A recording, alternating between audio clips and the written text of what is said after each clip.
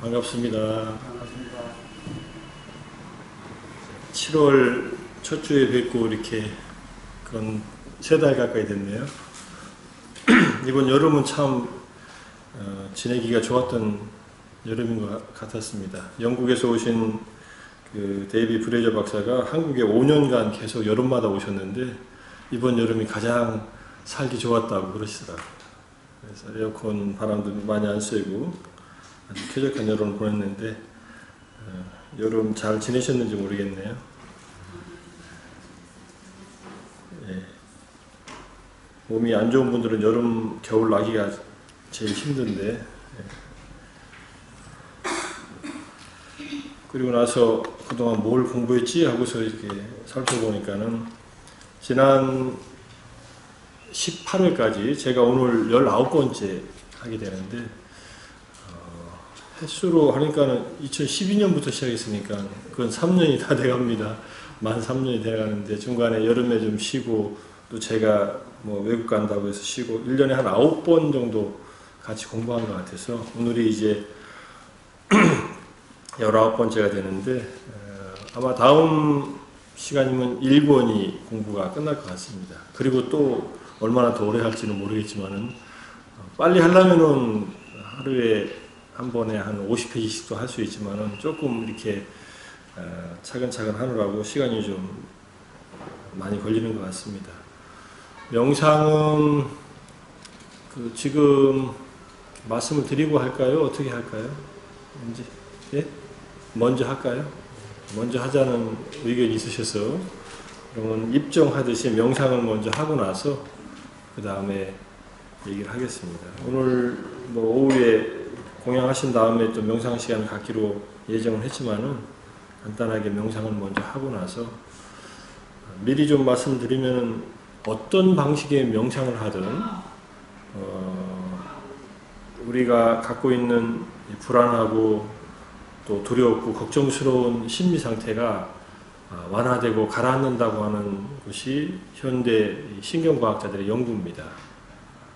근데 앉아있으면 또 망상들이 많이 떠오르는 것은 너무나 자연스러운 일이다 이렇게 얘기를 합니다. 내가 망상에 휩싸이면은 내가 본래 갖고 있는 마음 상태로 돌아가는구나. 우리의 기본 상태가 그렇고 명상이 잘 돼서 마음이 가라앉으면은 그 상태에서 이제 벗어나서 마음이 좀 더 자유로워지고 행복해지는구나 이렇게 생각하시면은 명상이 너무 부담스럽지 않게 진행할 수 있을 거라고 생각합니다. 한 15분에서 한 20분 정도 그럼 먼저 명상을 하겠습니다. 편하게 앉으시고 허리를 바르게 의자에 앉으시는 것은 좋은데 허리는 좀 편하게 펴시고 그 다음에 목과 어깨에 힘이 들어가지 않도록 긴장을 푸시고 가슴을 약간 이렇게 벌려주되 턱은 약간 당기고 그 다음에 허리를 펴려면 힘이 들어갈 수밖에 없지만은 허리를 펴는 것 외에는 긴장하거나 힘이 들어가지 않도록 명상 잘해야지 이런 마음을 갖고 계시면요 어딘가 힘이 들어갑니다. 손이나 목이나 어깨나 그래서 그런 생각을 내려놓고 편안하게 내 자신과 만나는 시간이다 이렇게 생각하시면서 시작해 보겠습니다.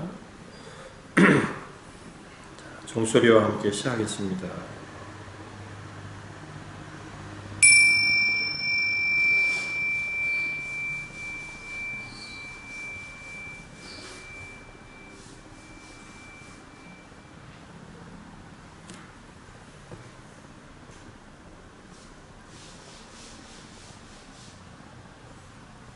명상의 주제,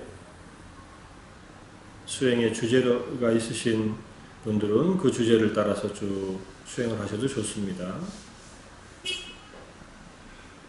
제 이야기가 좀 방해가 될지 모르지만 초보자들을 위해서 명상을 저는 좀 안내하면서 진행하겠습니다. 제일 먼저 눈을 감으셔도 좋지만 눈을 뜨고 하셔도 괜찮습니다. 보통은 눈을 뜨고 하는 가나선과 눈을 감고 하는 초기 불교의 수행법들이 있는데 경전에는 눈을 뜨라 말라 하는 얘기는 없습니다. 눈은 편안하게 감으셔도 좋고 가볍게 뜨시고 코끝을 내려다보는 각도로 뜨고 계셔도 좋습니다. 자, 그리고 내면의 경험으로 주의를 돌려봅니다. 내 몸에서 현재 일어나는 경험이 무엇인가? 내 마음은 어떤 상태인가? 현재 몸과 마음의 상태와 경험에 주의를 그대로 돌려봅니다.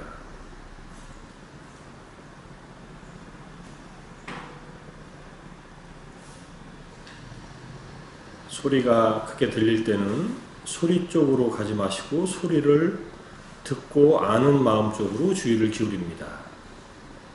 그래서 들림, 들림, 들림, 듣고 아는 이식을, 그것을 알아차리는 것입니다. 소리는 명상을 방해하는 외적인 요인이 아니라 그저 일어나는 자연스러운 현상일 뿐이지, 그것을 듣고 있는 내 마음을 알아차리면은 그것은 소리를 알아차리는, 듣고 있는 이식을 알아차리는 명상이 됩니다. 지금 내 마음의 명상을 방해하는 것은 내 마음 안에서 일어나는 판단, 비난 또는 걱정, 불안들인데, 이것들도 명상을 방해하는, 그 속에 빠져 있으면 명상이 방해가 되지만 단지 알아차림의 대상일 뿐이다 라고 생각하시면 별로 걱정하실 것이 없습니다. 일어나는 대로, 경험하는 대로 마음의 사태도 알아차리시만 하면 됩니다.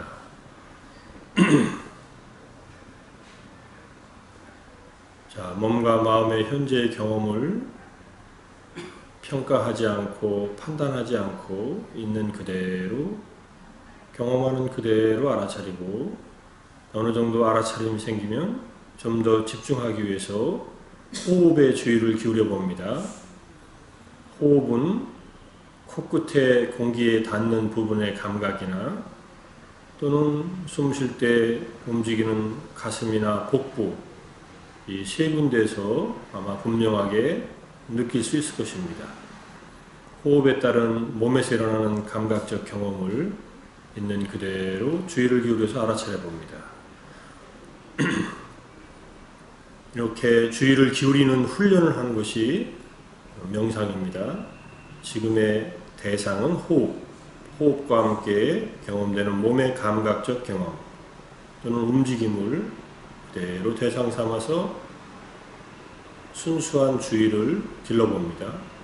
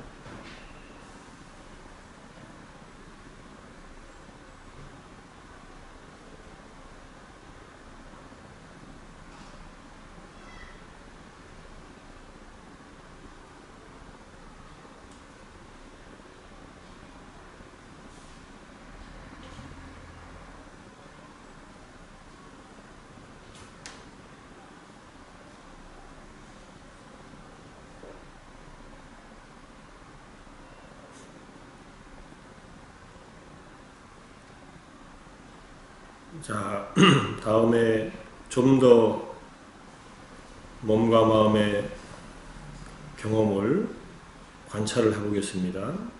자, 지금 이 순간 내 몸에서, 내 마음에서 가장 선명하게, 두드러지게 경험되는 것이 무엇인지 한번 찾아봅니다. 내 몸에서, 내 마음에서 어떤 경험이 가장 두드러지게, 분명하게 현재 이 순간 경험되는가, 나타나는가.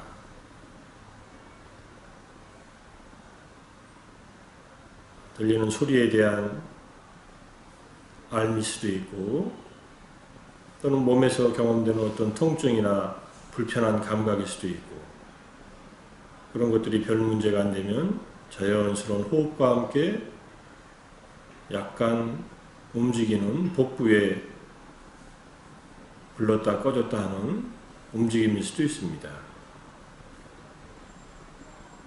자, 지금 이 순간 가장 선명하게 분명하게 경험되는 것을 하나를 자연스럽게 선택을 해서 그 대상을 지속적으로 마음 챙겨서 놓치지 않고 알아차려 봅니다.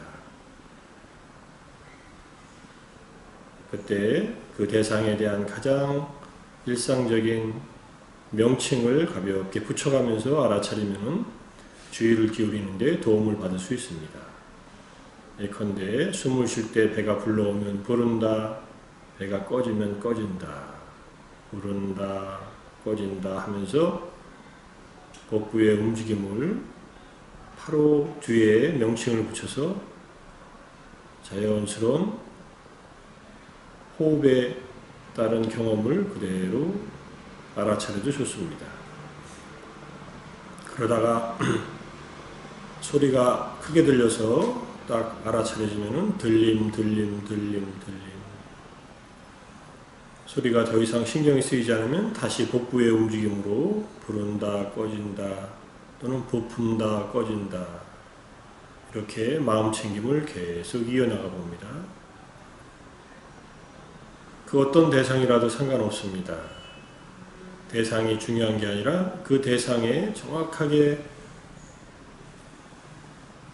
마음 챙겨서 알아차리는 이 내적인 노력이 중요합니다.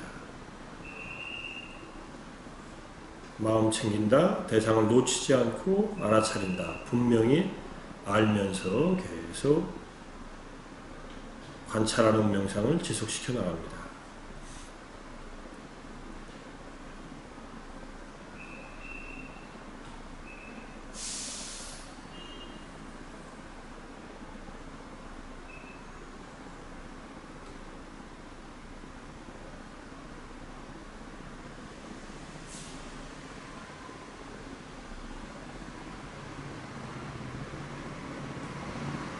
지금 이 순간 온전하게 현존하는 것, 지금 이 순간순간의 흐름을 한순간의 경험도 놓치지 않고 온전하게 마음 챙겨 알아차리는 것이 지금 연습하는 마음 챙김 명상의 가장 중요한 태도이자 자세입니다.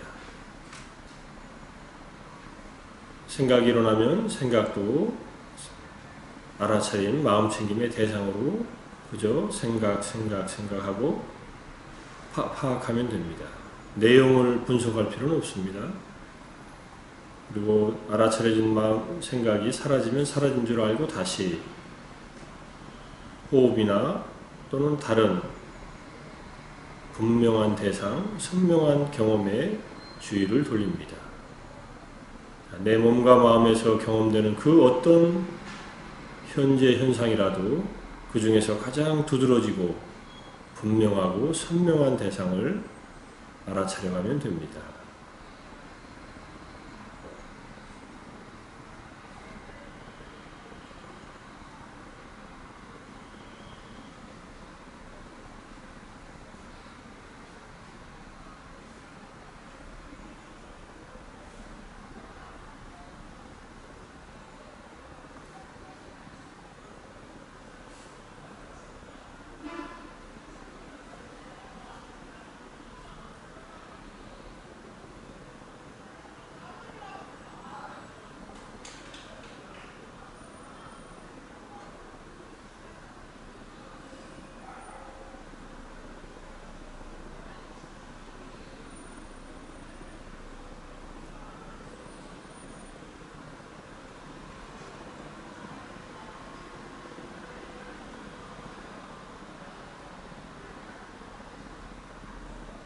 생각은 자연스럽게 또 일어납니다.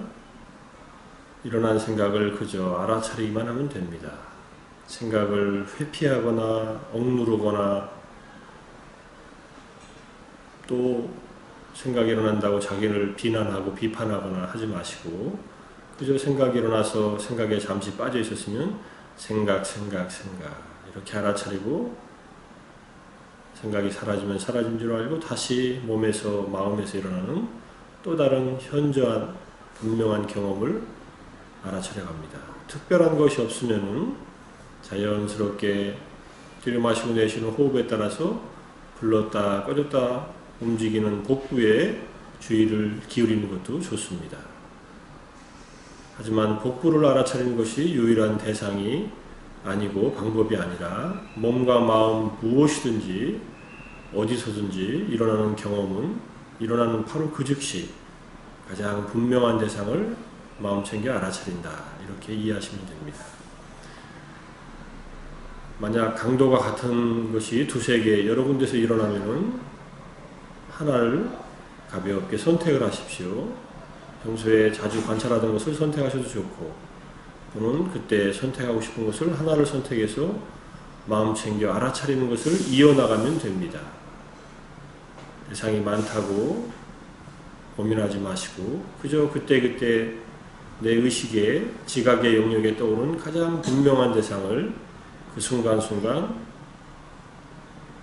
놓치지 않고 알아차린다. 이런 마음으로 현재 내 몸과 마음의 경험을 온전하게 알아차려 갑니다.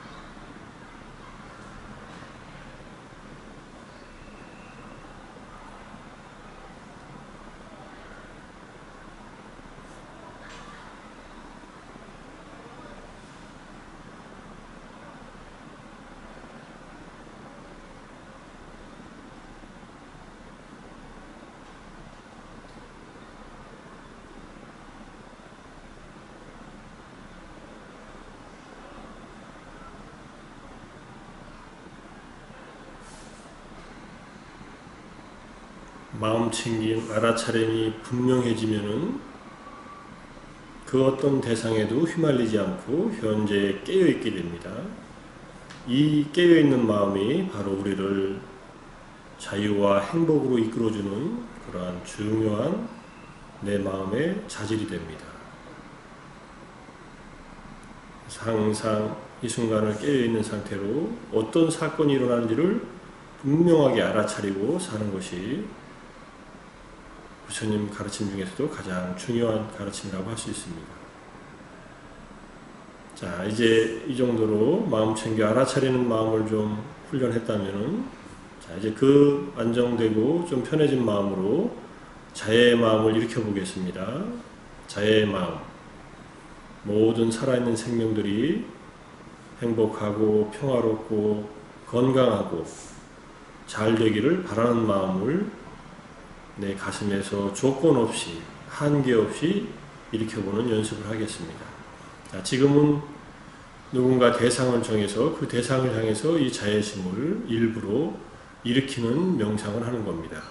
자, 내 주의를 자애심을 일으키는 데 초점을 맞추고 그 대상을 확보해 가면서 자애의 마음을 길러냅니다.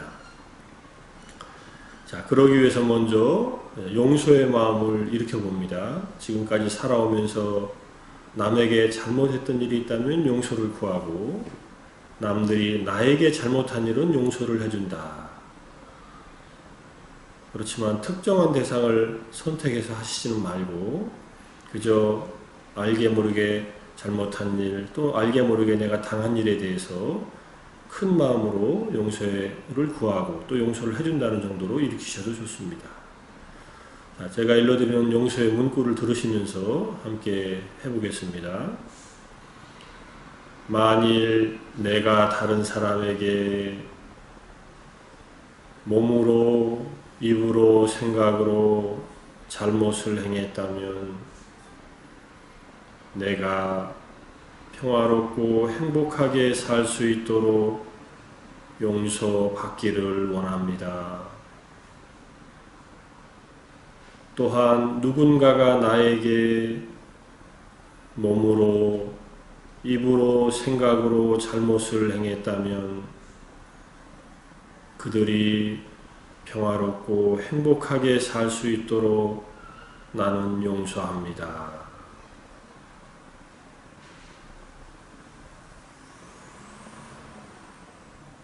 살아가면서 남에게 준 상처도 있고 내가 받은 상처도 있습니다. 이 두 가지 준 상처와 받은 상처에 대해서 풀어놓는 일을 자주 그리고 꾸준히 하지 않으면은 남에게 준 상처에 의해서 죄책감, 내가 받은 상처에 의한 적개심, 분노에 휩싸여서 내 삶을 스스로 불태우게 됩니다. 그런 마음을, 이 용서의 마음을 일으키면서 점점 덜어놓게 됩니다. 자, 이 용서의 마음을 일으킨 다음에 내가 나를 사랑하고 돌보는 자신을 향한 자애의 마음을 일으켜봅니다. 이 세상 어디를 둘러보아도 나에게는 내가 가장 소중하고 사랑스러운 존재이구나. 이게 이기적인 생각이 아니라 모든 살아있는 생명들이 가지는 가장 기본적인 생각이라고 부처님께서 말씀하셨고, 자, 그 마음을 따라서, 그 가르침을 따라서 나의 삶의 행복을 바라는 마음을 나를 위해서 일으켜봅니다. 자, 그러기 위해서는 지금까지 열심히 살아온 내 삶의 좋은 모습들, 내가 잘한 일들, 행복했던 일들을 떠올려 봅니다. 내 인생의 밝은 면들을 기억해내 봅니다.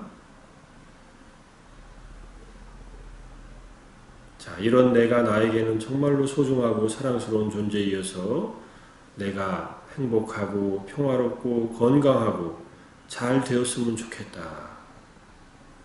내가 나를 향해서 일으키는 이 사랑의 마음, 친절한 마음을 다음과 같이 자의 문구를 통해서 일으켜봅니다. 내 자신이 행복하고 평화롭기를, 괴로움과 슬픔에서 벗어나기를, 내 자신이 진정으로 행복하고 평화롭기를 바랍니다. 괴로움과 슬픔에서 벗어나기를 바랍니다. 나를 포근하게 감싸는 듯이 나의 삶을 아끼고 사랑하는 마음으로 나를 위한 자애의 마음을 이렇게 일으킵니다.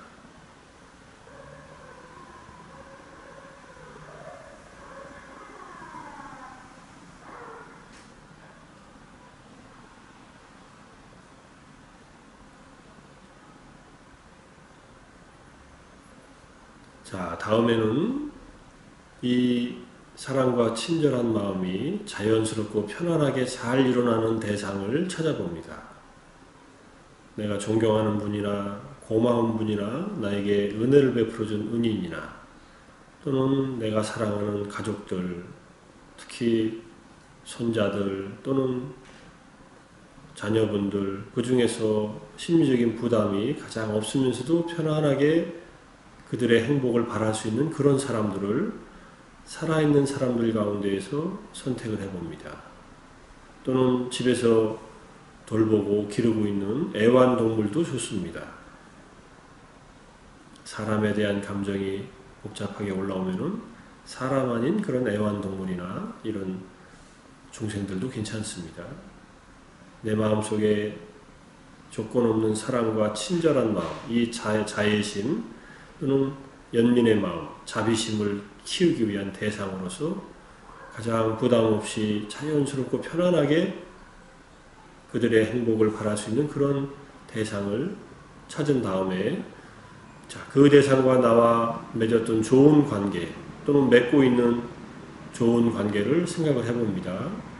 고마운 분이면은 나에게 해줬던 고마운 일을 깊이 다시 음미해 봅니다.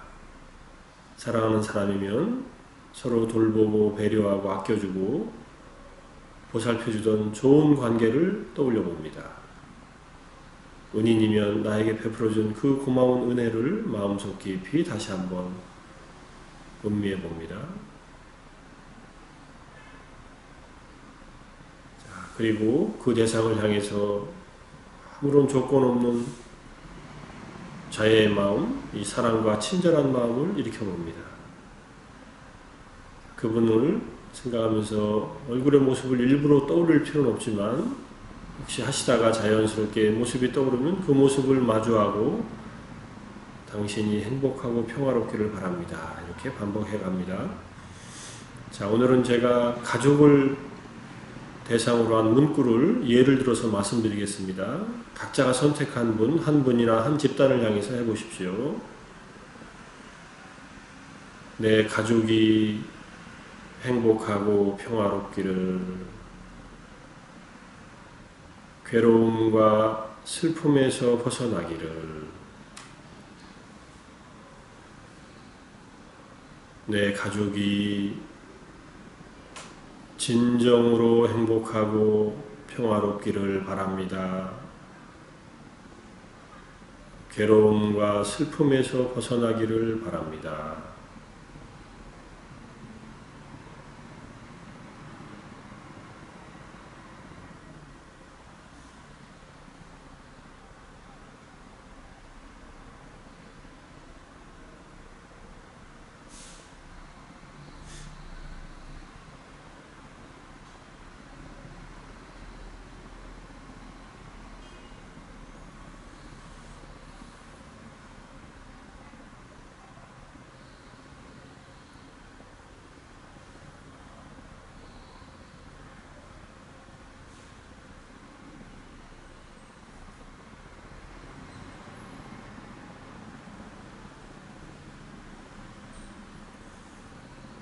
자, 다음에 이 자애의 마음을 모든 살아있는 생명을 향해서 조건 없이 일으켜 보겠습니다. 인간으로서 우리가 일으킬 수 있는 가장 고귀한 마음의 하나라고 이해하실 수 있습니다. 어떠한 존재들도 배제하지 않고 비록 내가 싫어하고 미워하는 존재들까지 한 구석에 넣어주면서 모든 살아있는 생명을 향해서 이 조건 없고 한계 없는 사랑과 친절의 마음을 일으켜 봅니다. 다음과 같이 생각을 하면서 일으키면 도움이 됩니다. 이 우주에서 내가 나에게 가장 소중하고 사랑스러운 존재이듯이 모든 살아있는 생명들은 각자가 자신에게 가장 소중하고 사랑스러운 존재들이다. 내가 나의 행복과 평화를 진정으로 바라듯이 그 모든 생명들도 각자 자신의 행복과 평화를 바라고 있다.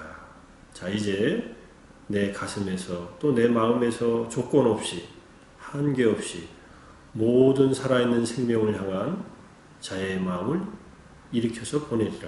이렇게 생각하면서 다음과 같이 일으켜봅니다.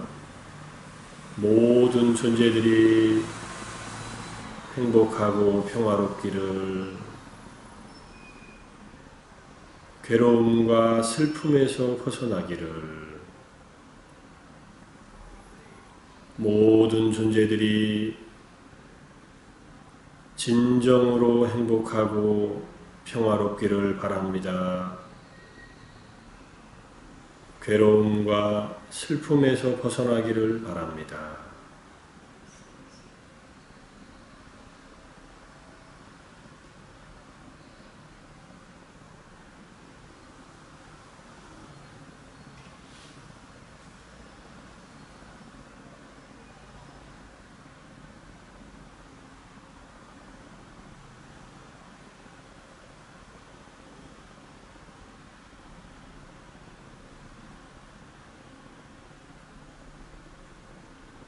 생각이 떠오르면 가볍게 알아차리고 다시 자애의 문구로 마음을 돌리면서 주의를 자애의 대상과 자애의 마음을 일으키는 것에 계속 초점을 맞추면서 자애 명상을 해나갑니다.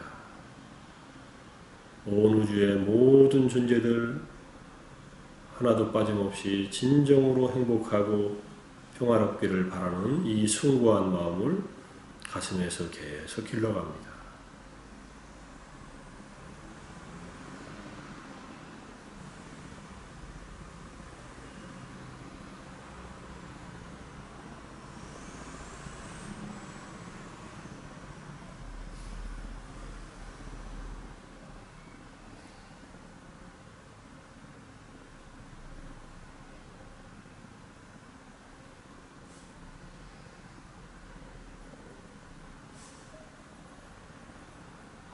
자, 다시 마무리로 자의 마음에서 이제 다시 마음 챙김으로 돌아와서, 자, 지금 이 순간 내 몸과 마음은 어떤 경험을 하고 있나 다시 돌아봅니다. 내 마음에서 또 내 몸에서는 어떤 경험이 현재 일어나고 있는지 마음의 상태도 돌아보고 몸의 경험도 그대로 돌아봅니다.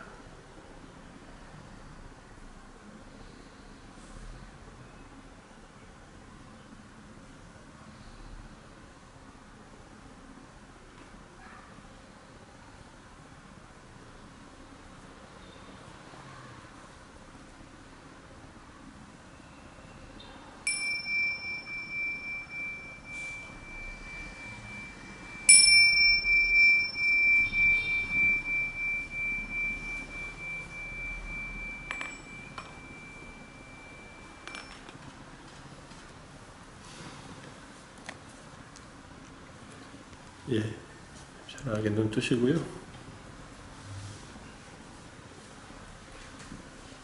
어떠셨습니까? 영상이 조금 되셨나요?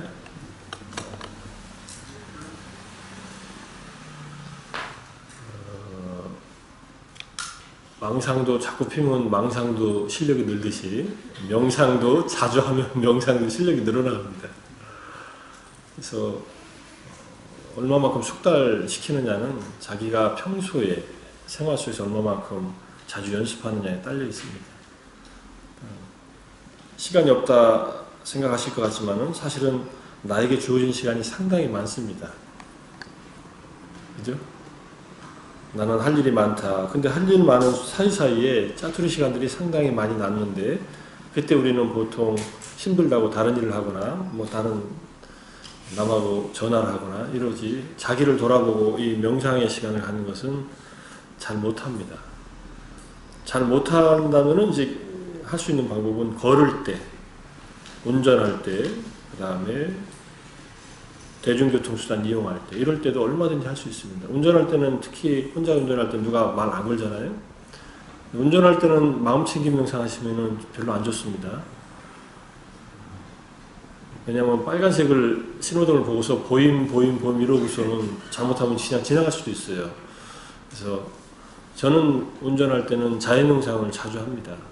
운전하는 경우가 있으면은. 그러면 운전이 훨씬 덜 짜증스럽고 편안합니다.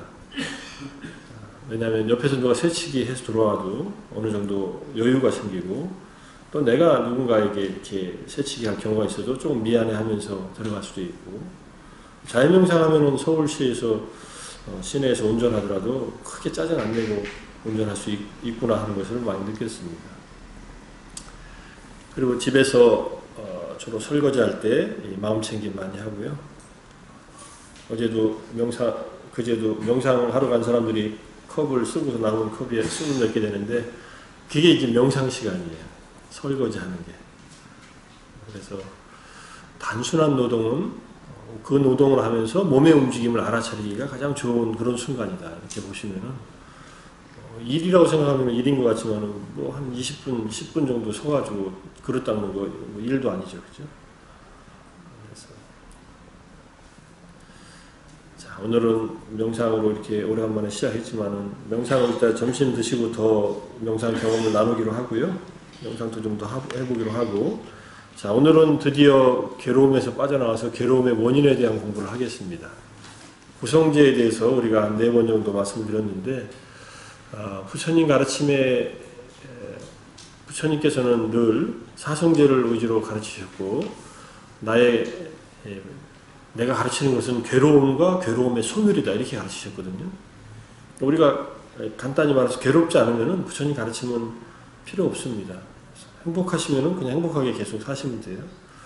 근데 이 행복이 굉장히 불안정하기 때문에 우리가 좀 안정된, 진짜 이렇게 변하지 않는 행복을 찾느라고 이렇게 불교 공부를 하고 있다고 생각하면은, 괴로움에 대해서 온전하게 이해하는 것이 불교 공부의 시작이자 사실은 끝을 향한 굉장히 중요한 단서가 되고, 그러기 위해서는 괴로움의 원인, 괴로움의 발생이라고 하는 이 진리, 고집성제를 이해하지 않으면 괴로움에 대한 완전한 이해가 안 되기 때문에, 오늘 얘기는 고집성제의 첫 번째에 대한 얘기를 주로 말씀을 드리고자 합니다. 이 내용에서 대부분 다 알고 계시는 내용이겠지만 다시 복습하듯이 공부를 해보겠습니다. 고집이라고 해서 괴로움의 집이라는 말이 집기라고 한문으로 번역하지만 괴로움을 발생시키는 어떤 원인을 말합니다. 괴로움은 아무 이유 없이 생기는 것이 아니라 뭔가 원인이 있기 때문에 생겨난다. 이게 부처님께서 깨달으신 연기의 이치거든요. 무엇이든지 조건이 있을 때 결과가 생겨난다. 괴로움이라는 조건은 원인이 있어서 생겨났다. 이게 괴로움의 원인에 대한 가르침입니다. 그래서 경전에서 이건 대념수경에 나오는 경전이지만 비구들이여 무엇이 괴로움의 발생의 고귀한 진리인가? 그것은 바로 가래다. 가래란 또 다른 생존을 초래하며 쾌락과 탐욕을 동반하는 감각적 쾌락에 대한 가래, 존재에 대한 가래, 비존재에 대한 가래를 말한다. 여기서 중요한 말이 여러 개가 나오는데요. 가래는 또 다른 생존을 초래한다. 이 말씀은 밑에 부처님의 깨달음의 시에 보면은 부처님께서 하신 말씀과 연결시켜서 볼 수 있습니다. 이게 법구경 153번, 154번 계에 한량없는 세월의 생사윤회 속에서 이 집이 나라고 생각하는 이 몸뚱아리와 마음을 말합니다. 집을 짓는 자가 누구인지 알려고 찾아 헤매다 찾지 못하여 계속해서 태어났나니 이는 고통이었네. 아, 집을 짓는 자여, 내 이제 너를 보았으니 할 때 이 집을 짓는 자가 바로 가래라는 얘기입니다. 그래서 위에 말씀하신 또 다른 생존을 초래하는 것이 바로 가래다. 이걸 우리 삶에 딱 적용시키면은 우리가 이 모양 이 꼴로 이 생에 태어난 것은 나의 가래가 있었기 때문이다. 내 가래가 있어서 이 생존을 새롭게 초래시켰다. 그럼 부모님은 누구냐? 그것을 도와준 조연자다. 이렇게 보시면 돼요. 부모님이 내 인생을 시작시킨 것이 아니다. 이것이 불교의 생사관입니다. 부모님은 내가 이 인간으로 태어나는데 도와주신 분이다.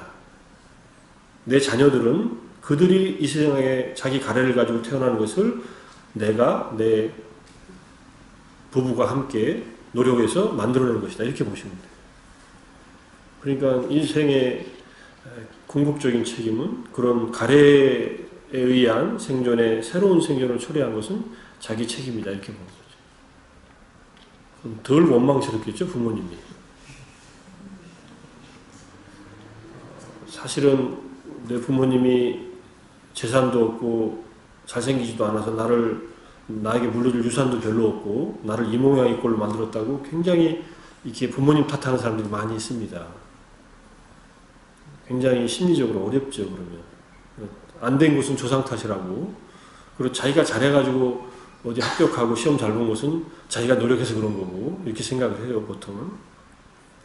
근데 불교적인 맥락에서 보면은 정말 엄밀하게 보면은 자기의 가래가, 이 갈망이, 새롭게 삶을 만들어 나가려고 하는 이 갈망이, 그리고 그 안에서 끊임없이 쾌락과 탐욕을 추구하고 있는 이 갈망이 자기 삶을 만들었다. 이렇게 보시면은 너무 무거운 짐이 될 수도 있습니다. 내 인생의 책임은 내가 져야 되는데 이게 출구는 안 보이고 인생은 지지부진하고 이러면은 굉장히 힘들 수도 있지만은, 다른 말로 하면은 그런 인생이기 때문에 내가 뭔가 새로운 것, 좋은 것을 추구하면 이건 바뀔 수도 있다라고 하는 것이 바로 부처님 가르침이라는 것을 이해하면은, 지금 이제 연세가 드셔서 이제 다음 생으로 연결될 날이 얼마 안 남은 것 같지만은 그 순간까지, 죽음이 오는 그 순간까지 이 가래에 대해서 정확하게 이해하고 좋은 방향의 가래를 갖는 것이 행복한 내생을 가져오게 하는 촉진제 역할을 한다. 이렇게 볼 수도 있습니다. 지금까지 가지고 있었던 가래 중에서 나에게 고통을 주는 가래는 내려놓고 어차피 다시 다음 생을 받게 돼 있다면은 좋은 씨앗을 심어라. 이게 부처님의 가르침이에요. 그것이 보시를 하고 계를 지키고 수행을 하라. 이 세 가지도 다 어떻게 보면은 보다 더 나은 생존을 초래하기 위한 그런 노력이라고 할 수 있습니다.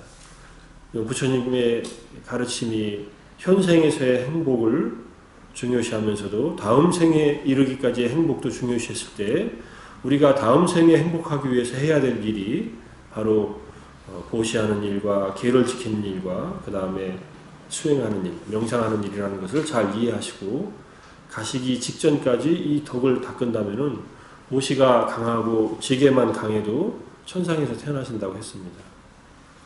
수행까지 하면은 6개 천상을 벗어나서 3개 천상에도 갈 수 있고, 근데 이것이 다가 아니라 그 다음에 열반의 행복을 추구해야 된다는 것을 늘 말씀하시지만은 일단은 가래 자체가 우리들의 삶을 가능하게 하는 역동이 될 수도 있고, 역동이 되면서도 부정적인 역동으로 작용할 수도 있고, 긍정적으로 더 나게 살아가는 데 힘을 줄 수도 있다. 이렇게 볼 수 있습니다. 그래서 가래를 다 버리는 게 아니라 순차적으로 버리는데, 제일 먼저 극복해야 될 것은 감각적 쾌락에 대한 가래고, 그 다음은 비존재에 대한 가래입니다. 그 다음에 마지막에 존재에 대한 가래는 마지막에 내려놓습니다. 순서가 감각적 쾌락에 대한 가래, 존재에 대한 가래, 비존재에 대한 가래 이렇게 있지만은 사실은 가장 먼저 내려놔야 될 것은 비존재에 대한 가래입니다. 이것은 우리가 고통스러운 현실을 회피하려고 부정적인 선택을 하는 것입니다. 간단히 말하면 자살을 선택하는 것. 내 몸의 괴로움을 견디다 못해, 또는 우리 가족의 이 괴로운 상황을 견디다 못해 자녀들을 죽이고 자기도 죽는 것을 선택하는 것.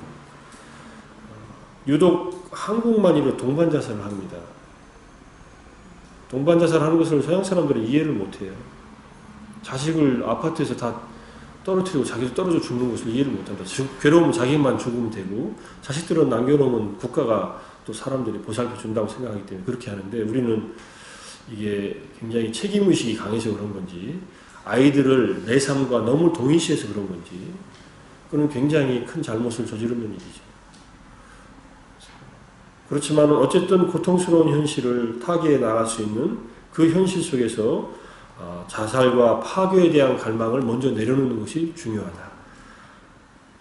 우리가 삶에 살아가면서 무엇에 가장 큰 가치를 두고 사냐에 따라서 삶에서 어떤 어려움에 부딪혔을 때 행동을 취하는 것이 달라질 수 있습니다.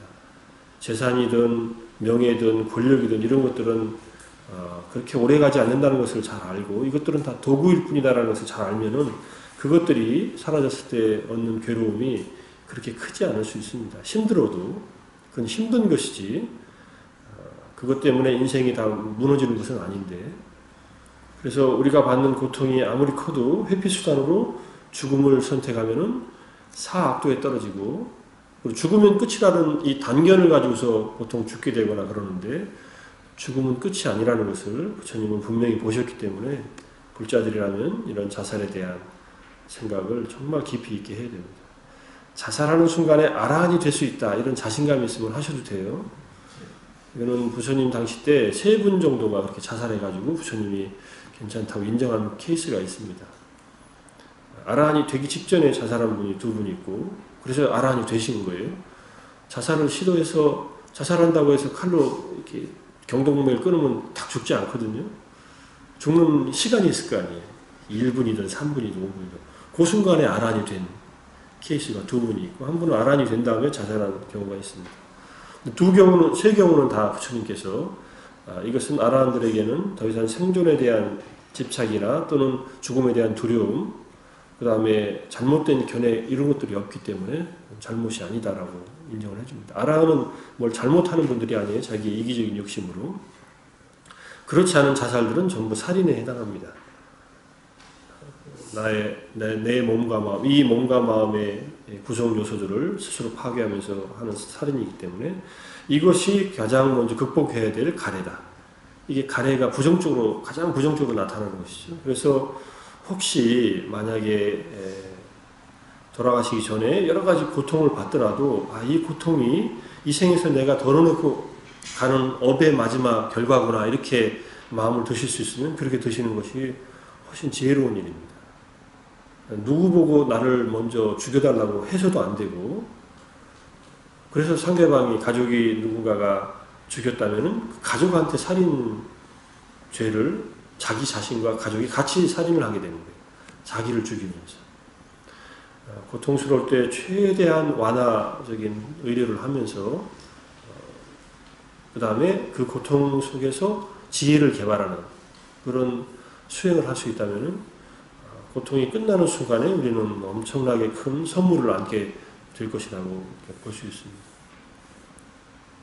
그래서 죽음은 당기지 말 것, 또 미루려고 억지로 길을 쓰고 애쓰지도 말 것, 이제 일단 끝났다라고 여러 가지 정황이 판단이 되면은 잘 맞이할 것.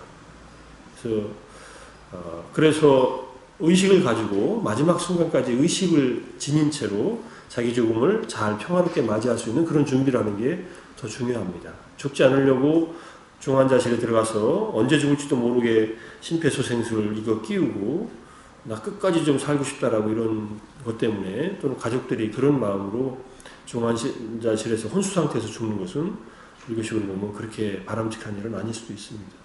살릴 수 있다면 살려야죠. 어떤 경우라도. 그것은 최선의 노력을 다하되 더 이상 재생 불가능한 상태에 임종 단계에 들어섰다. 그러면은 본인이 준비를 하라고 합니다. 부처님 말씀. 내 삶이 이제는 끝을 향해서 가는구나. 그 직전까지 마음으로 끊임없이 부처님을 염하던, 끊임없이 자애의 마음을 일으키던, 끊임없이 몸의 통증이나 일어나는 감각들을 또는 마음의 상태를 관찰하던 자애와 지혜를 마지막 순간까지 지닌 채로 죽으면은 그 마음이 다음 순간으로 연결될 때 엄청나게 큰 그런 과거를 좋은 결과를 낳을 수가 있다. 이렇게 얘기를 하는 겁니다. 죽음은 누구도 장담할 수 없는 일이지만 어떤 사태로 죽더라도 죽음에 이르는 그 바로 직전 순간이 평화롭고 깨어있을 수 있는 그런 마음을 살아생전에 충분히 연습해 놔야 됩니다. 죽음에 이르는 순간은 절대로 내 마음대로 조절하기 어려운 순간들입니다. 실제로.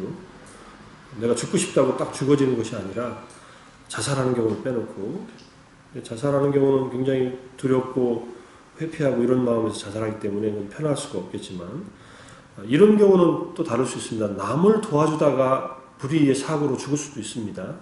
이런 건 자살이 아닙니다.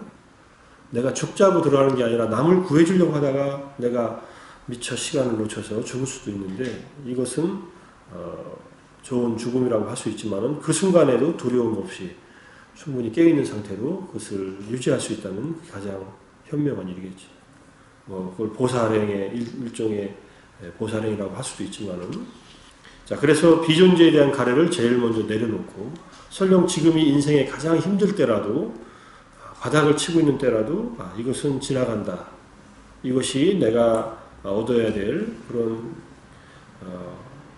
과보로서 지나가야 될 일이다라고 생각하면서 잘 견뎌내시면은 그 순간들은 지나가게 되어 있습니다. 그 다음에 감각적 쾌락에 대한 가래는 적당히 하실 수밖에 없습니다. 이거는 제가자로 살면서 감각적 쾌락을 완전히 버리고 사는 것은 아나함이 되기 전까지는 불가능합니다. 그러니까 이건 너무 욕심부리지 마시고, 또 감각적 쾌락 때문에 어저께 맛있는 거 먹었다고 또 괜히 죄책감 느끼지 마시고, 때로는 맛있는 것도 드시고 좋은 음악도 들으시고 좋은, 이제 가을이 왔으니까 좋은 경치도 좀 구경하시고 하시되 거기에 너무 빠져 지내지 않는 것이 현명한 일이다. 이렇게 보시면 됩니다.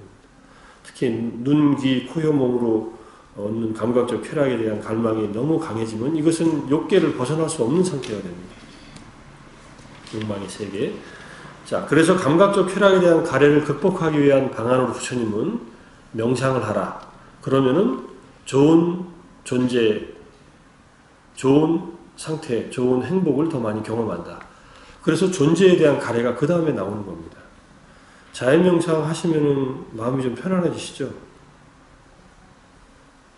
자연명상 하시면 괴로워지세요? 내가 뭐 주제넘게 모든 존재들이 행복하라길 바래? 뭐 이렇게 생각이 드세요? 그런데 이건 주제넘은 일이 아니라 내가 할 수 있는 일입니다. 그리고 마음에서 일으키는 게 얼마나 쉽게 할 수 있어요? 그럴 때 자꾸 반복하시면은 이게 행복감이 먼저 안에서부터 일어납니다. 이 행복을 추구하는 것이 이 존재에 대한 가래일 수 있습니다. 저도 경전에서 봤는데 존재에 대한 가래는 앞에 두 가지 가래를 극복하기 위한 처방책이다. 일단. 그런 다음에 이것은 충분히 경험한 다음에 내려놔도 된다. 이렇게 얘기를 하십니다. 우리가 기도하면서 명상하면서 절에 와서 지내면서 얻는 안정과 행복은 충분히 경험하고 그 다음에 그것에 너무 집착하지 않고 경험한 다음에 내려놓고 그 경험한 것을 집착하지 않고 흘러가게 두면은 그 다음에 지혜들이 열리게 되어 있다. 이렇게 보는 겁니다. 그래서 행복하고 편안한 상태를 유지하는 것은 괜찮다. 그렇지만 거기에 빠지지만 말라. 이렇게 얘기하는 겁니다. 천상에 가는 것을 부처님은 굉장히 강조하셨고 칭찬하셨습니다. 특히 제가자들의 경우. 천상에 가서 좋은 도반들과 또 수행할 수 있으면 더더욱 좋고 그 색계와 무색계에 대한 가래가 바로 존재에 대한 가래이다. 그것은 마치 저는 이제 오아시스와 같은 경험이다. 우리 인생에서 그나마 절에 나와서 이렇게 법회보고 같이 수행하고 하는 이 정도의 기쁨과 행복도 없다면 어떻게 살겠어요? 더 다른 기쁨이 있으시면 거기 가셨겠죠. 아마 오늘 안 나오신 분들은 그런 기쁨이 있어서 사정이 있어서 못 나오셨다고 생각되지만 그래서 우리가 이 내적인 수련을 통해서 고도의 집중에 의한 이 수승한 존재로서의 색계, 무색계의 경험을 하는 것은 필요하다. 그 경험을 많이 할수록 일단은 좋은데 문제는 붙들리지 말라. 이렇게 얘기하시는 겁니다. 그게 존재에 대한 가래입니다. 존재에 대한 가래는 부처님의 이 차제 설법에서는 보시, 지계, 그 다음에 명상으로서 명상을 자주 하면 천상에 태어난다. 천상에 태어나기 위해서 마음을 닦아라 할 때 말씀하셨던 그 내용이기 때문에 이게 똑같은 비중을 둔 가래가 아니라고 이렇게 이해를 하시고 가래 중에서도 비존재에 대한 이 고통스러울 때 고통을 회피하거나 억압하는 수단으로 비존재에 대한 가래를 제일 먼저 극복하시고 그 다음에 감각적 쾌락은 적당히 즐기시고 너무 빠지지 말고 존재에 대한 가래는 충분히 경험하시되 빠지지 않는 것이 중요하다. 이걸 다 버리라 그러면요 인생에 살맛이 없어져요. 어떻게 살란 소리야? 그래서 보지도 말고 듣지도 말고 맛보지도 말고 냄새 맡지도 말고 이거는 불가능한 삶입니다. 부처님은 중도의 삶을 말씀하시면서 이때 중도는 사실은 감각적 쾌락에 대한 가래와 비존재에 대한 가래의 중도라고도 할 수 있습니다. 그래서 부처님이 고행을 그만두시고 선택한 첫 번째 수행이 바로 색계 선정으로서의 아나파나사티를 통한 색계 사선을 경험하는 겁니다. 부처님은 태자 시절에 감각적 쾌락에 빠져 있었죠. 그 다음에 고행을 통해서 끊임없이 생명을 위협하는 어려운 상황을 경험하셨죠. 그 다음에 첫 번째 들어선 길이 후유증이 없는 기쁨과 행복감이 있는 선정의 그 즐거움, 선열이라고 하는 그 행복을 통해서 마지막 지혜가 열리는 그런 깨달음을 가셨기 때문에 부처님이 가신 궤적과도 같습니다. 이것은. 근데 존재에 대한 가래에서 머무르면은 윤회 세계에서 못 빠져나오니까 그것을 통해서 지혜를 개발하라. 이렇게 얘기를 하셨다고 볼 수 있습니다. 그렇다고 다들 그 사마타 또는 선정 명상을 통해서 색계정이나 무색계정을 다 경험해야 된다는 것은 아닙니다. 그것을 경험하는 것이 괜찮다라고 하는 그런 얘기를 하시는 것이죠. 자, 그래서 우리가 기본적으로 이 세 가지 가래는 조금 더 입체적으로 이해를 할 수가 있고 우리가 왜 괴로운가를 잘 돌이켜보면서 괴로움의 원인은 이 세 가지에서 찾을 수 있다는 것을 잘 이해하고 이 세 가지를 벗어난 다른 원인이 있다면 무엇이 있을까 한번 잘 찾아보시면은 보통은 감각적 쾌락에 대한 가래가 이루어지지 않을 때 화가 나거든요. 화가 사무치고 상처를 받으면 비존재에 대한 가래로 이게 생겨납니다. 파괴적으로 나타나죠. 어렸을 때 이 부모로부터 긍정적인 애착관계라고 하죠. 좋은 사랑을 못 받으면 굉장히 사람이 불안해집니다. 이 불안은 사실은 평생 갑니다. 그리고 그 불안은 잘 안 채워집니다. 자기가 그 불안을 발견하고 인정하고 그 다음에 좋은 관계를 정말로 좋은 관계를 다시 회복하지 않으면 이거 잘 안 없어집니다. 근데 이게 그럼 부모님이 전적인 책임이 있을까요? 부모님의 책임도 있지만은 자기가 그런 관계를 맺기 위해서 태어난 자기의 내면의 문제도 있다. 이것을 이제 함께 봐야 된다는 얘기죠. 자, 그래서 어쨌든 우리는 즐거움을 경험하면서 이 세상을 살고 있지만은 그래서 경험하되 조심하고 선정의 기쁨은 감각적 쾌락의 기쁨과는 비교가 안 되게 안정되어 있습니다.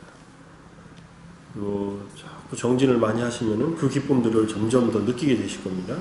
그러면 맛있는 거 먹고 좋은 거 보고 뭐 좋은 소리 듣고 하는 것이 다 이게 마음을 빼앗는 일이다라는 것을 어느 정도 알 수 있게 되고, 그러면 음식이나 뭐 보이는 거 들리는 것에 그렇게 휘둘리지 않으면서 경험할 수 있습니다. 보지 않고 듣지 않고 맛보지 않고 사는 게 아니라 맛있는 거 먹고 좋은 거 보더라도 마음이 거기에 끌려가지 않으면서 살 수 있는 힘이 생긴다, 이런 뜻이죠. 근데 우리들도 그게 쉽지 않지만은 스님들도 쉽지 않은가 봐요. 그래서 부처님 법문 중에 가끔 남의 바로 속에 든 음식에 대해서 그걸 보면서 내 바로 속에 든 음식과 비교하지 말라. 탁발을 나가면요, 제가 이제 미얀마 가서 탁발도 해보고 따라가 보면은 음식을 주는데 똑같은 음식을 주는 것 같아도 어떤 때는 어떤 분들은 맛있는 음식을 받는 경우가 있고 어떤 분들은 덜 받는 경우도 있어요. 실제로. 왜냐하면 맛있는 음식을 해왔는데 많이 안 해왔어요. 그럼 앞에 세 분한테 드리고 나머지는 없어요. 그러면 어떻게 돼요? 앞에 세 분, 만약 자기 바로에 있는 것만 먹으면 앞에 세 분은 맛있는 거 먹고 뒤에 있는 분들은 못 먹잖아요. 근데 탁발을 다 돌고 와서 보통 현재 미얀마의 센터에서는 밥만 받고 반찬은 받아서 다른 사람들이 운반을 합니다. 그래서 반찬 다 골라가지고 이렇게 나눠 먹는데, 밥은 받아서 다시 다 덜어가지고 다시 아침에 6시에 받아오면 점심때 10시 반에 먹을 만큼 다시 모아가지고 이게 데펴가지고 나눠 먹으니까 문제가 안 생기는데, 부처님 당시 때는 그런 게 아니라 탁발한 음식으로 하루 딱 먹고 마니까 이게 옆에 바로 이렇게 보이면은, 야, 여기는 닭고기도 들어있고 맛있는 생선도 있는데 나는 뭐야 이거, 밥도 그냥 보리밥밖에 없고, 응? 나물이라고 해서 막 거친 나물밖에 없고, 이거 섭섭할 거 아니에요. 나는 무슨 업을 지었길래 이렇게 내 밥은 이렇게 반찬이 푸성기밖에 없나 이럴 거 아니에요. 그런 제자들이 있었기 때문에 부처님이 그러지 말라. 그렇게 먹을 때도 있고 이렇게 먹을 때도 있다. 이런 얘기들을 하셨으니까, 참 인간이 부처님 때 살았던 부처님 제자들도 그랬으니까 우리들도 그러는 건 당연하지만은 뭐 먹는 것에 너무 그렇게 연연하지 않고 새끼 먹는 것만으로도 얼마나 고마운 일입니까? 이렇게 생각하고 살 수도 있는데, 그죠? 저는 뭐 만들어주는 음식이면 뭐든지 고맙게 잘 먹습니다. 제가 그렇게 만들 자신도 없고 누가 해주는 음식만 가지고도 고마우니까. 그래서 제가 잘 안 남겨요. 음식을 어려서 배를 많이 골아서 그런지, 배를 많이 골아서 이렇게 키가 웃자라가지고. 사실은 제가 클 때는 굉장히 많이 먹었던 것 같아요. 많이 먹고 많이 잤습니다. 중3, 고1 때 제가 키가 20cm가 컸거든요. 그 2년 사이에 10cm지. 그때 얼마나 먹고 얼마나 잤는지 제 기억도 먹으면 많이 먹고 자고 많이 먹고, 아마 그때 먹일 만큼 집에서 음식이 있어서 먹었는지 모르겠지만 요즘처럼 공부하면 아마 그렇게 안 됐겠지만 그때는 많이 잤던 것 같아요. 근데 요즘도 음식을 누가 해주면은 누가 무슨 음식을 해주든 아주 고맙게 잘 먹습니다. 우리가 세상을 살아가면서 필요한, 생존에 필요한 이러한 물건들을 섭취하는 것이, 그것을 부처님은 부정하지 않으셨어요. 그렇지만 거기에 탐닉하지 말라는 말씀을 하신 거고. 자, 그런 내용들이 앞에 이제 쭉 있고요. 부다의 깨달음의 뒷부분을 마저 읽으면은, 너는 이제 더 이상 집을 짓지 못하리라. 이제 모든 석가래, 번뇌는 부서졌고 대들보, 무명은 산산이 조각났으며 나의 마음은 열반에 이르러 모든 욕망 파괴되어 버렸네. 부처님께서 마음이 열반에 이르렀다고 이렇게 표현하셨어요.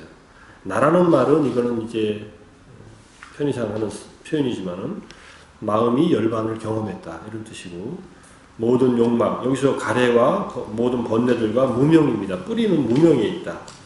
그래서 부처님께서 발견한 괴로움의 원인, 괴로움은 오치온이나 오온이나 이런 존재 자체가 갖고 있는 피할 수 없는 불안정한 상태. 우리 인간을 포함한 생명들은요, 기본적으로 생명을 유지하기 위한 그런 조건들을 갖춰야 되기 때문에 불안정합니다. 무생물들은 불안정하지 않아요. 훨씬 덜 불안정하고 생명들은 불안정하기 때문에 생명을 유지하기 위한 뭔가 계속 에너지를 섭취해야 되고 살아야 됩니다. 그것 때문에 평생 직업 갖고 살지 않습니까? 이 몸, 한 몸뚱아리 유지하기 위해서. 그런데 이 불안정한 이 상태 자체가 오온 상태다. 이렇게 보시면 되고, 불안정한 것을 나라고 집착하는 것이 오치온이다. 이렇게 봅니다. 불안정한 것을 살려고 하는 마음이 바로 우리들의 사유 구조입니다. 최근에 한 10년 전쯤에 신경과학자들이 발견한 우리들의 망상, 생각, 불안, 걱정의 기본적인 상태가 무엇인가를 밝혔는데 그것이 우리들의 기본 상태랍니다. 생명 있는 인간들의. 그러니까 우리들은 가만히 두면은 불안해해요. 무엇이 불안하냐? 과거에 잘못했던 거, 미래에 올 일에 대한 걱정, 불안으로 늘 휩싸인다는 거예요. 근데 이것이 우리를 생존하게끔 해줬다. 만약에 불안하지 않았다면 어떻게 살았겠어요? 내일 그냥 뭐 먹을 게 생기겠지. 그리고 일 안 할 수도 있습니다. 뭐가 잘 되겠지. 밖에 나가서 늘 먹을 음식이 천지에 널려있고 그러면은 직업에 대한 불안이 뭐가 있겠어요. 그죠? 우리는 늘 불안해하면서 과거에 잘못했고 과거에 받았던 어려움들을 미래에도 받지 않을까 걱정하면서 살게끔 되어 있다. 아예 기본적인 뇌의 상태가. 그러니까 그것이 일어나는 것을 피할 수도 없고 어떻게 막을 수도 없다. 이렇게 인정하니까요. 괜찮더라고요. 편해지더라고요. 오히려. 불안하고 걱정스럽고 두려워하는 것이 본래 우리들이 이 진화 속에서 생존하기 위한 기본 양태다.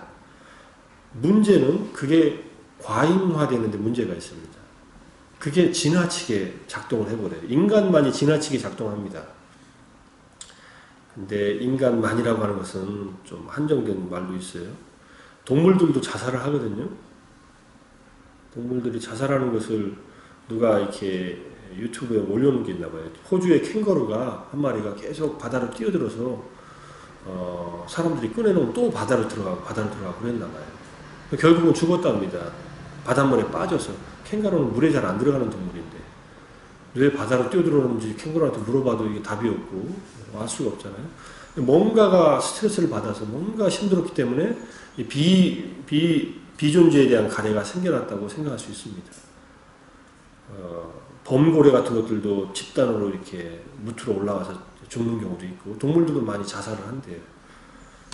이제 그럴 때 갖고 있는 이 불안정한 것이 자살을 내모는 줄은 모르겠지만은 우리들이 불안정할 때는 이게 내가 생존을 위한 기제가 발동되고 있구나 이 차원에서 이해를 하고 그 다음에 가만히 들여다보면서 그것을 반대로 불안한 것을 가라앉히는 것이 바로 명상이다 이렇게 이해하시면 됩니다.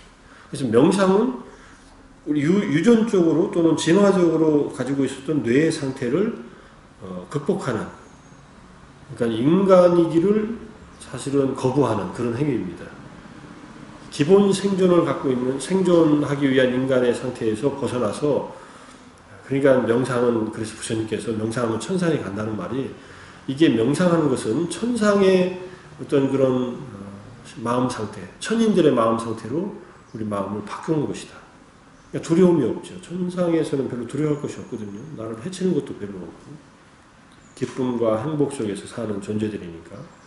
그러니까 아주 간단하게 말하면 저는 그래서 뇌과학자들의 말과 불교의 말을 결합하면은 우리가 그냥 가만히 살면은 불안하게 걱정 속에서 그냥 산다. 죽을 때도 불안하게 죽는다. 그런데 명상을 자주 하면은 그 인간 상태를 벗어나서 천인들의 마음이 기본적으로 갖춰지고 그 다음에 더 높이 올라가면은 삼계를 벗어나는 그러한 성자들의 마음을 경험하면서 인생을 마무리할 수 있다. 명상을 하시는 것이 훨씬 더 행복해질 수 있다. 이런 얘기입니다. 아주 간단히 말하면. 그것이 화두선이라도 좋고 또는 와서 108배를 하는 것이라도 좋고 연부를 열심히 하는 것이라도 좋고 자애의 마음을 일으키는 것도 좋고 윗바사나를 하는 것도 좋습니다. 어떤 모드로 명상을 하든 명상은 우리의 인간적인 불안감을 가라앉혀줍니다. 명상을 해야겠어요? 말아야겠어요? 하기 귀찮아. 그냥 나는 인간인 채로 그냥 불안하다 살다 갈래. 이러면은 계속 그렇게 사세요. 뭐 누가 그렇게 종용하는 것도 아니니까.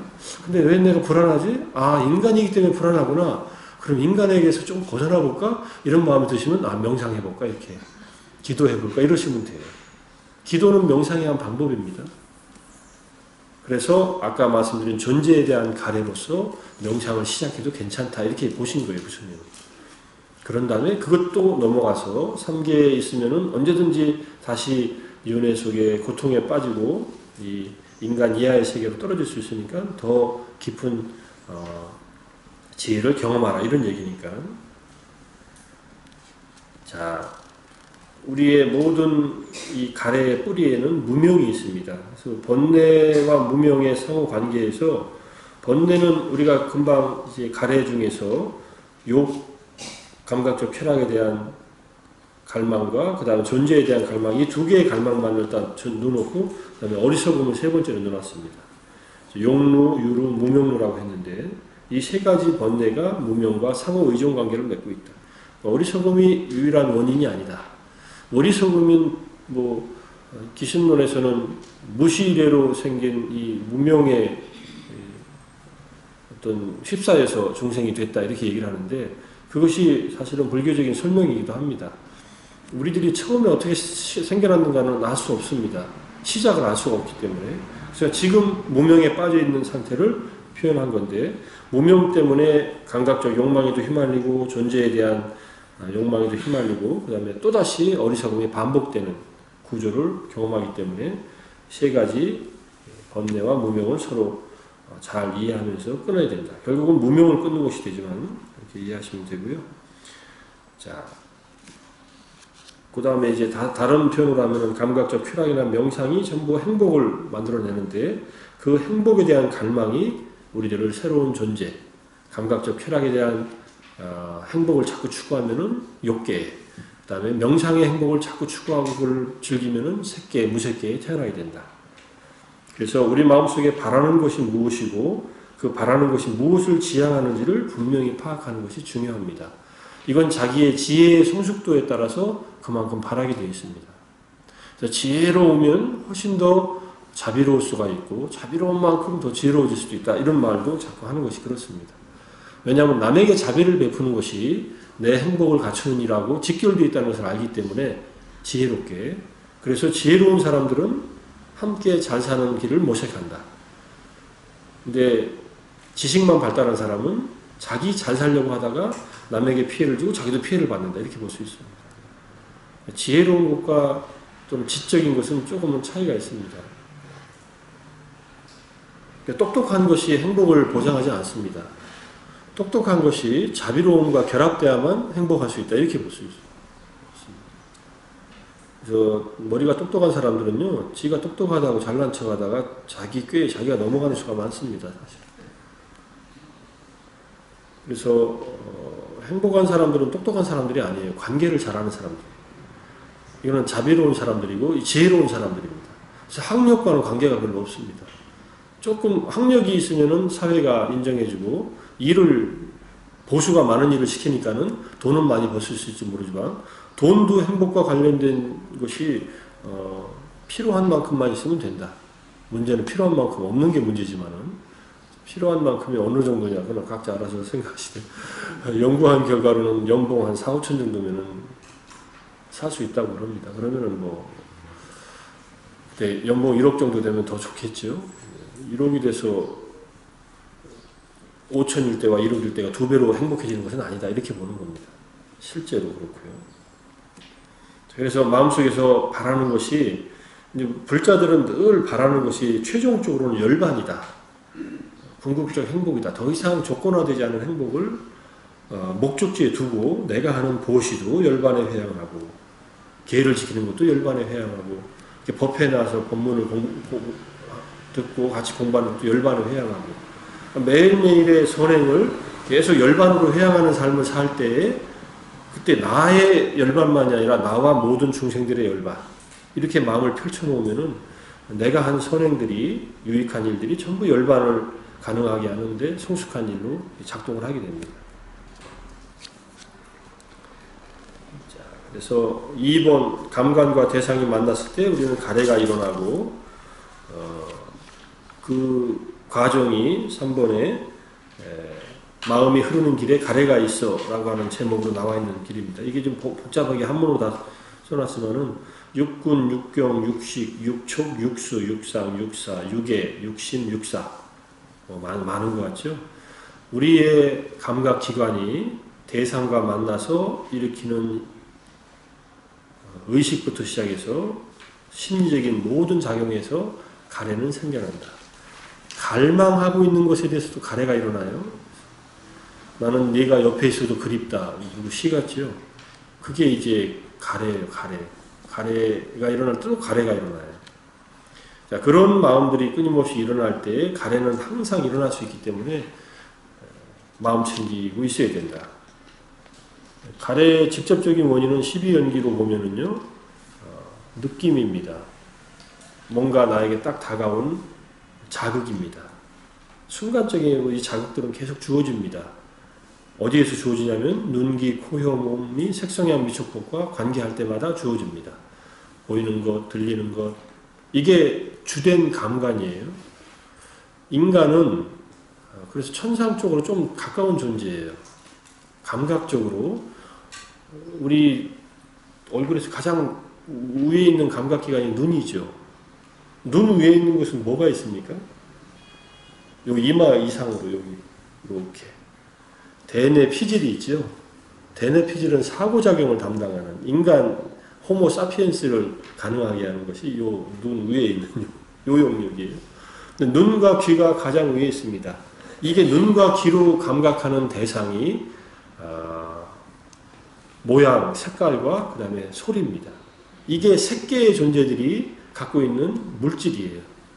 그러니까 우리는 세 개의 존재들에 연결될 수 있는 이 통로가 있어요. 물론 눈이 있고 귀가 있는 짐승들도 있지만은 인간은 그 위로 더 사고작용을 통해서 뭔가 노력을 통해서 그 위로 향상될 수 있는 영역이 열려있다라고 이렇게 이해할 수도 있지 않을까. 그건 제 해석이지만. 그래서 인간은 노력하면은 새끼 무새끼로 올라갈 수 있습니다. 근데 인간은 바닥으로 내려오면은요, 감각적인, 신체적인 감각에 의한 쾌락을 추구하는 쪽으로 내려가면은 저 밑에 짐승들하고 같은 영역으로 딱 이렇게 맞닿아 있습니다. 행복의 기원이라는 책을 제가 얼마 전에 읽었는데, 연세대 서운국 박사가 쓴 책입니다. 한번 읽어보시면은 인간에 대해서 실망을 많이 하실 거예요. 아, 인간이 겨우 요거밖에 안 돼? 아주 간단한 얘기입니다. 인간은 100% 동물이다. 동물로서의 인간은 언제 행복을 느끼냐? 자기가 생존할 때 행복을 느낀다. 생존은 어떻게 하세요? 먹을 때. 먹어야 생존하잖아요. 먹을 때 기쁘시죠? 좋은 음식 먹으면 더 기쁘죠. 물론 단 것이 좋은 음식이 아니라 건강에 좋은 음식. 물론 건강에 거친 음식도 건강에 좋지만 어쨌든 내 입에 맞는 좋은 음식 먹을 때 생존을 가능하게 할 때 행복하고 그 다음에 무리를 이루는 일을 할 때 이건 생식입니다. 생존 다음에 그래서 성적인 욕구나 또는 이 사회 관계망을 형성하면서 인간들은 행복하다 이렇게 얘기를 합니다. 근데 이것이 전부 다 동물로서의 인간이 갖고 있는 행복의 뿌리라는 얘기를 해요. 근데 그를 불교식으로 말하면 그는 감각적 쾌락에 대한 가래와 직결되어 있는 행복이고 그 다음에 존재에 대한 가래하고도 어느 정도 연결되어 있습니다. 우리가 자연명상 같은 특히 명상은 타인이 있어서 그들의 행복을 바라는 마음이 나의 행복을 가능하게 하기 때문에 이건 연결망을 굉장히 안전하게 만들어줍니다. 자비심이라고 하는 것은. 그래서 우리가 다른 사람을 보호하는 것이 나의 행복을 가져다 준다는 것과 직결되어 있다는 것을 그래서 인간은 사람 때문에 상처도 받지만 사람 때문에 행복해진다. 왜냐하면은 그 사람이 나의 생존도 가능하게 하고 나하고 관계를 맺으면서 관계 속에서 또 행복을 가능하게 하기 때문에. 근데 그 관계가 나를 상처를 줍니다. 이게 어떻게 하겠어요? 이거 끊고 살 수도 없고 잘 맺고 살아야겠죠, 사실은. 그것이 부처님이 말씀하신 이제 자애심을 가지고 관계를 맺고 마음 챙김을 가지고서 삶을 살아가라 이런 얘기입니다. 어쨌든 그 정도로 말씀드리고요. 탐진치 어리석은 마음이 결국은 우리의 감각기관이 대상을 만나면서 일어나는 마음이다. 눈으로 대상을 볼 때, 귀로 소리를 들을 때 등등 해서 대상이 즐거운 대상이면 집착하고 즐겁지 않은 대상이면 싫어한다. 즐거운 대상이라는 것 자체가 이미 느낌이 일어난 거고 집착하고 싫어하는 마음은 그 다음에 일어난 탐심과 진심이다. 무덤덤한 대상에 대해서는 무지가 발생한다. 이렇게 말씀하십니다. 무지는 그래서 잘 안 보입니다. 자기가 어리석다는 것을 파악하는 것은 그만큼 지혜롭다. 이렇게 말씀도 하셨지만, 그래서 이 세상에 사는 존재들은 탐진치의 불에 의해서 불타고 있는 그런 세계 속에서 살고 있는데, 그 불이 밖에 있는 불이 아니라 내 내면의 불이다. 이렇게 보시면 됩니다. 삼계 화택은 삼계에 사는 모든 중생들은 불타는 집에 살고 있는 것 같은 그런 가르침이지만은 부처님이 깨닫고 마가당으로 돌아가시면서 우르벨라에서 카사파 삼형제, 불을 섬기는 세 명의 수행자들을 가르칠 때 하신 불에 대한 가르침에서 유래했고 법화경에 나오는 방편품에 나오는 가르침하고 연결되어 있습니다. 이 탐진치에 둘러싸이는 이유는 몸에 대한 마음 챙김이 없기 때문에 탐진치에 둘러싸인다. 몸에 대한 마음 챙김, 내 몸에서 일어나는 감각, 또 그것이 분명하게 깨어있는 상태로 알아차리지 못하기 때문에 몸에서 조금만 즐거운 일이면 탐심이 일어나고 몸이 조금만 불편해지면 진심이 일어나는 것이다. 이렇게 봅니다. 몸에 대한 마음 챙김을 많이 닦으면 모기가 좀 물었다고 진심이 안 일어난다. 아, 모기가 물어서 가렵구나 이러지. 그냥 저놈 시기 하면서 그냥 막 감히 내 몸을 물어 이러지 않는다는 얘기예요. 아, 모기도 살 길을 찾아야죠. 자손도 번식해야죠. 모기도 행복을 찾는 일입니다. 먹을 때 얼마나 기쁘겠어요. 모기가 피를 먹을 때는요, 암컷만 모기는 피를 먹고 피를 먹어야만 알을 낳습니다. 그러니 생존, 번식, 이거에 의해서 모기의 행복을 찾는 일이에요. 수컷들은 물지 않습니다. 수컷들은 뭐 먹고 사느냐? 과일즙이나 뭐 이런 것들 먹고 산대요. 진짜 그런지 나도 수컷 암컷을 가릴 힘이 없어서 모르겠지만은 그렇답니다. 예.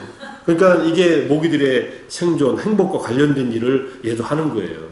그러니까 싫으면은 고이 잡아서 밖으로 모시면 됩니다. 아, 나는 사양하겠습니다. 다른 데 가서 행복을 찾으십시오. 이러면 되는데 탁 죽이면은 그 별로 진심에 의한 살생의 과보를 받게 되는 거죠. 가능하면 죽이지 말라. 정말로 죽이지 말라. 엉격결에 하는 것은 업이 덜 돼요. 그래도 뭐 엉격결에 나도 맞아 죽을 수 있다 이런 생각까지 하셔야 돼요. 네. 그러니까 나이가 엉격결에 모기도 죽일 수 있는 방법, 나도 엉격결에 누가 튄 돌에 맞아서 죽을 수도 있다. 이럴 때 억울하게 생각하면 안 되겠죠. 그죠? 그래서 모기가 가려운 것은 금방 압니다. 근데 긁다가 모기가 죽어있네 그러면은 그거는 뭐 의도적인 살생이 아니기 때문에 살생의 업까지는 안 갈 수도 있습니다.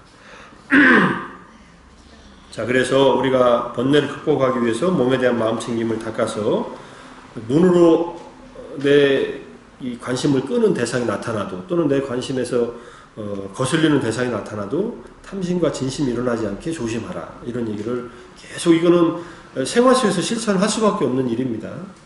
눈 감고 귀 막고 살 수 없는 일이니까. 그러니까 눈에 보일 때마다 귀로 들릴 때마다 뭐 맛볼 때마다 냄새 맡을 때마다 그냥 짜증내고 살 겁니까? 짜증내는 순간에 이 진심 때문에 내 마음이 계속 더럽혀지는 거예요. 그러면 내 스스로 일으킨 그 분노가 나를 이제 악도로 이끌어 간다는 거죠. 그게 치성하면 이제 결국은 지옥의 고통을 받는 거고, 욕심이 치성하면 악귀가 되는 거고, 뭐 살아서도 악귀일 수도 있지만은 살아서 악귀이고 지옥에 경험하는 사람들이 바로 죽어서도 그 세계로 간다. 이렇게 볼 수 있습니다.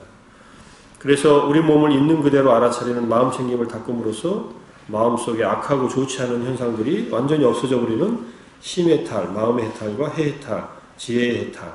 심해탈은 탐심과 진심에서 벗어나고 해해탈은 무명에서 벗어나는 이러한 해탈을 얻게 됩니다.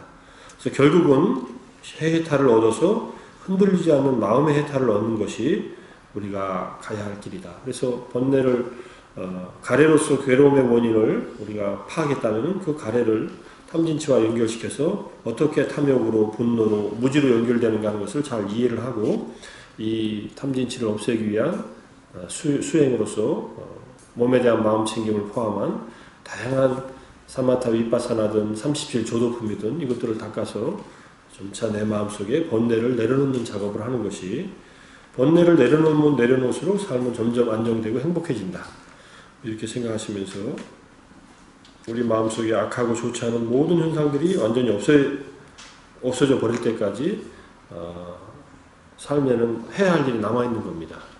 그래서 이제 여러 가지 세상적인 일에서 마음을 놓는 그런 상태가 되면은 섭섭해하지 마시고, 드디어 내가 내 마음속에서 일어나는 이 탐진치와 정면 대결할 순간이 왔구나, 이렇게 생각하시고 더 마음을 일으키셔가지고 정진하시면은 이 삶이 마무리될 때 훨씬 더 안정되고 편안하게 가시면서 다음 생에 또 더 좋은 불법과의 인연으로 연결될 수 있다고 생각을 하시고서 우리가 남은 앞으로의 삶이 더욱더 이런 열반에 가까워지는 삶으로 한순간 한순간 되기를 바라면서 오늘 제 얘기는 마무리하겠습니다. 혹시 궁금하시고 질문 있으시면, 제 얘기는 한 50분밖에 안 한 것 같은데 명상은 오늘 길게 해가지고, 그죠? 질문 있으시면 예, 이따가 또 받겠습니다. 감사합니다.